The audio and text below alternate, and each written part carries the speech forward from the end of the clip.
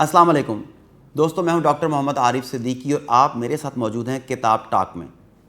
आज जिस किताब का जिक्र है वो है इन्वेस्टेड। ज़ेर तबसरा किताब की मुसन्फ़ा का नाम है डैनियल टाउन, जिनका ताल्लुक़ अमरीका से है। इस किताब में मुसन्फ़ा ने इस हकीकत को बयान किया है कि एक अच्छा और कामयाब सरमायाकार कैसे बना जा सकता है। उन्होंने सरमायाकारी के सरबस्ता राजों से पर्दा उठाते हुए बताया कि मुआशी लिहाज से आज़ादी हासिल करने का बेहतरीन तरीका एक तालीम याफ्ता सरमायाकार बनना है। इसी तरह महफूज सरमायाकारी के लिए असूलों और तरीक़ों को समझने की ज़रूरत है। बिलाशुबा वो तरीके जो वारन बुफ़े और चार्ली मंगल ने इस्तेमाल किए वो दुनिया के कामयाब तरीन और महफूज तरीन सरमायाकारी के तरीके थे। दौर हाजिर आलमी सरमायाकारी और मल्टी नेशनल कंपनीज़ का दौर है, जहाँ एक आम शहरी को सरमायाकारी के खातिर ख्वाह मौके मिलते हैं, जिसके लिए सरमायाकारी का इल्म होना अज़हद ज़रूरी है। इस तनाजुर में यह किताब मुसन्निफ़ा के तजुर्बात का अनमोल निचोड़ है, जिससे हर सतह का बिजनेसमैन भरपूर फ़ायदा उठा सकता है। ज़ेर तबसरा किताब में मुसन्निफ़ा सरमायाकारी सीखने और करने के अमल को 12 महीनों में तकसीम करती है। इस किताब के अहम नकात कुछ यूँ हैं। सरमायाकारी के लिए सबसे पहला काम यह है कि आप वाज़े तौर पर जान लें कि आप सरमायाकारी से हासिल क्या करना चाहते हैं। इसके लिए सबसे पहले मुआशी आज़ादी हासिल करने की कोशिश करें। अगर आप कोई आम सी नौकरी भी करते हों तो कम आमदनी में घर का खर्च पूरा करने और अपने ख़ानदान की अच्छी देखभाल करने की कोशिश कर सकते हैं। अक्सर लोग पार्ट टाइम कोई काम ढूंढ लेते हैं। इसका मतलब ये हुआ कि ज़िंदगी बसर करने के लिए हर कोई अपने वसाइल के मुताबिक आमदनी खर्च करना सीख जाता है। हकीकत में मुआशी आज़ादी का मतलब यह है कि अपनी ज़रूरियात ज़िंदगी पूरा करने के लिए एक सादा तर्ज़ ज़िंदगी अपनाया जाए।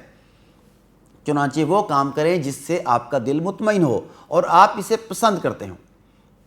आम तौर पर नौकरी पेशा अफराद के पास मुआशी आज़ादी नहीं होती, क्योंकि वो महीने के अख्तिताम पर कुछ बचा नहीं पाते। हर साल होने वाली महंगाई की वजह से अखराजात बढ़ते रहते हैं। ऐसा करने के लिए ख़ुद को पुरअज़म रखने की ज़रूरत है। आपको मालूम होना चाहिए कि अगर आपके पास मुआशी आज़ादी हो तो आप क्या करना पसंद करेंगे। इसे लिख लें। इस तरह यह तरीका बहुत कारआमद रहेगा और कुछ ना कुछ कर भी लेंगे। इसके बाद मुसन्निफ़ा जो मरहलावार इक़दामात बताती है, इनमें सबसे पहले अपने आदादो शुमार का हिसाब रखें कि मुआशी आज़ादी हासिल करने के लिए आपको कितनी रकम की ज़रूरत है। अगर आप ये जान जाएं तो आगे चलकर आपके लिए आसानी होगी। अगर आप अपनी नौकरी से खुश नहीं और इसे छोड़ना चाहते हैं तो आपको मालूम होना चाहिए कि आपके पास कितनी रकम महफूज है, और इसके लिए आपको मालूम होना चाहिए कि हर साल आप अपनी आसाइशात पर, अपनी लग्जरीज़ पर कितना खर्च करना चाहते हैं। आप कितने साल तक अपनी रकम सरमायाकारी में लगा सकते हैं, बतौर इन्वेस्टमेंट कब तक यूज़ कर सकते हैं। आप सरमायाकारी पर कितनी रकम लगा रहे हैं और हर साल इसमें कितना इजाफा कर रहे हैं। फिर देखना होगा मुनाफे की शरह क्या होगी। आप कितना मुनाफा चाहते हैं जिससे आपको मुआशी आज़ादी या फाइनेंशियल फ्रीडम हासिल हो जाए। ये बताने के बाद मुसन्निफ़ा कहती है कि ऐसी हज़ारों कंपनियां मौजूद हैं जिनके साथ मिलकर आप सरमायाकारी कर सकते हैं। इनके बारे में जानने की कोशिश करें।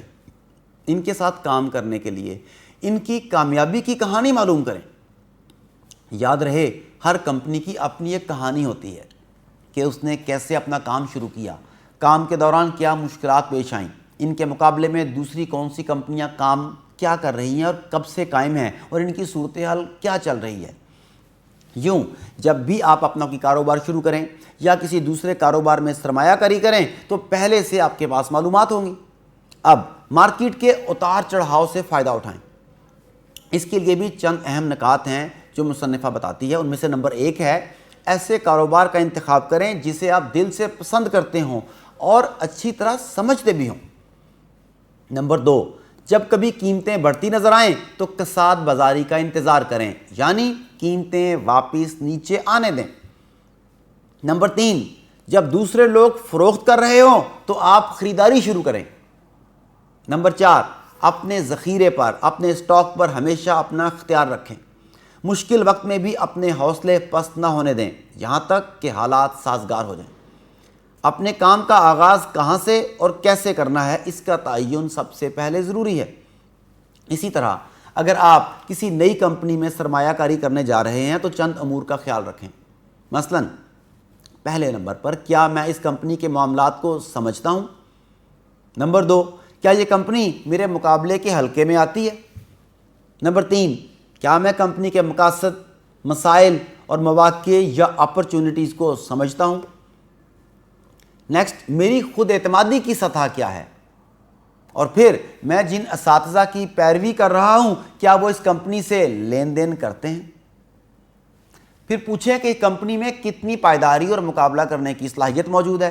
یہ جاننے کے لیے دیکھیں کہ دوسری کمپنیوں کے ساتھ اس کا مقابلہ کتنا سخت ہے۔ دوسرے نمبر پر اصل آمدنی، کتابی اہمیت، فروخت آمدنی اور رقم کا بہاؤ یا کیش فلو کتنا ہے۔ نمبر 3 پر دیکھیں کہ اگلے چند سالوں میں نشو و نما یا ترقی کی شرح کیا متوقع ہے۔ کیا کمپنی کے پاس کچھ سرمایہ محفوظ ہے؟ اگر کوئی بڑا نقصان ہو جائے تو اس صورت میں کیا ہوگا؟ جب یہ جان چکیں تو اگلا سوال خود سے پوچھیں، کیا میں کمپنی کے افسران کو پسند کرتا ہوں؟ جانیں اس کمپنی کا CEO کون ہے؟ جانیں کیا انتظامیہ کسی مسئلے یا پریشانی کی صورت میں اپنے سرمایہ کاروں سے بات چیت کرتی ہے؟ اس بات کا جائزہ لیں کہ کمپنی ملازمین مالکان سے خوش ہیں یا نہیں۔ پھر پتہ کرائیں کہ کیا میں مناسب دام پر سٹاک خرید سکتا ہوں۔ اس کے لیے آپ کو اندازہ ہونا چاہیے کہ کسی بھی چیز پر سرمایہ کاری کرتے وقت بچت کتنی ہو سکتی ہے۔ اس بات کا جائزہ لیں کہ کیا میں کمپنی کے سٹاک شیئر مناسب داموں پر خرید سکتا ہوں۔ ان معاملات کو دیکھتے ہوئے کاروبار سے بہت سے فائدے حاصل ہو سکتے ہیں، اس کے بعد بہترین سرمایہ کاری بھی ہو سکتی ہے۔ واضح رہے کہ جب آپ ایک مرتبہ کاروبار کی نوعیت کو اچھے طریقے سے سمجھ جائیں تو آگے چلنا کچھ بھی مشکل نہیں ہوتا۔ کوئی بھی کاروبار کرتے وقت ایک منصوبہ بنا لیں کہ آپ نے کب اور کتنا سرمایہ لگانا ہے۔ اپنی پسند کی ایک فہرست تیار کر لیں جو آپ کی اپنی صلاحیتوں پر مبنی ہو۔ اس طرح آپ اندازہ لگا سکتے ہیں کہ آپ دوسری کمپنیوں کے ساتھ مل کر کیسے کام کر سکتے ہیں۔ اس کے ساتھ ساتھ آپ کے پاس اپنی پسند کے کام کے بارے میں پوری معلومات جمع ہونی چاہیے۔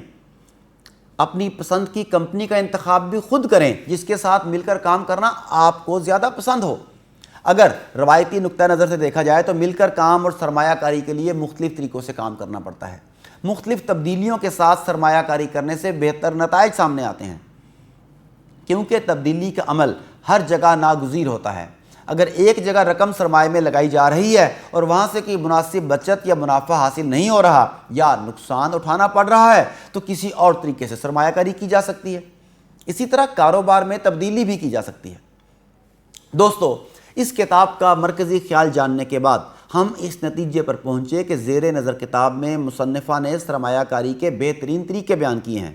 اس عمل کو انہوں نے 12 مہینوں پر تقسیم کیا ہے، ہر ماہ کرنے کا ایک کام دیا ہے اور بزنس مین کو اس مہینے اسی کارکردگی پر فوکس رہنے کا مشورہ دیا ہے۔ ان 12 ماہ میں تجربات کی روشنی میں رہنمائی دی گئی ہے۔ ہم میں سے کوئی بھی شخص اگر اپنا پیسہ کاروبار میں لگانا چاہتا ہے تو اس کو ایک مکمل رہنمائی مل سکتی ہے۔ کاروبار چلانے کے لیے ہر مہینے کیا طریقہ کار اختیار کیا جا سکتا ہے وہ بھی تفصیل سے اس کتاب میں موجود ہے۔ ان طریقوں اور اصولوں پر عمل کر کے بزنس مین ماہر اور تربیت یافتہ سرمایہ کار بن سکتے ہیں۔ خود کو دماغی طور پر تیار کریں کہ سال کے 12 مہینوں میں اچھی اور معیاری سرمایہ کاری کیسے کی جا سکتی ہے۔ اس کے بعد ہر مہینے ایک قدم آگے بڑھاتے جائیں، ہر مہینے اپنا کاروبار بڑھانے اور سرمایہ کاری کے پروگرام میں بہتری لانے کے لیے تھوڑا سا وقت نکالیں۔ اس طرح ہر مہینے تھوڑا سا وقت نکال کر اور بڑے سرمایہ داروں کی کتابوں کا مطالعہ کر کے آپ وارن بفے کی طرح کامیاب بزنس مین بن سکتے ہیں۔ اس کتاب میں مصنفہ نے سرمایہ کاری کو ایک ٹیکنیکل مضمون کے طور پر حل کیا ہے۔